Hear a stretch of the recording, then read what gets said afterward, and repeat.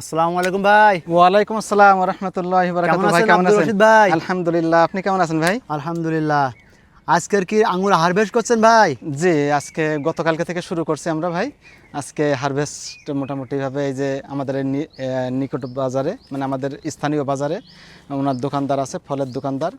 আর গতকালকে আমরা কিছু বাইরে হারভেস্ট করেছি। আগামীকালকে সেই হয়তো বা আশা করতেছে কুমিল্লায় সেই পাটেও আগামীকালকে আসবে, আশাবাদী।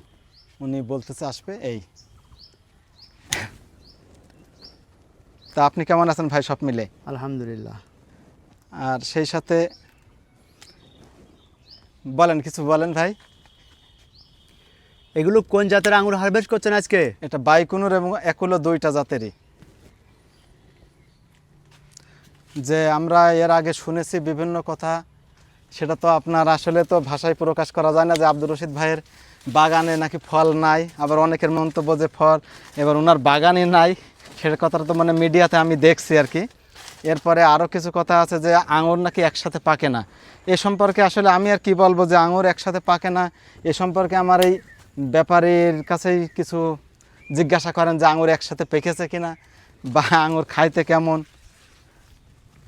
মাশাআল্লাহ, কত সুন্দর, আল্লাহর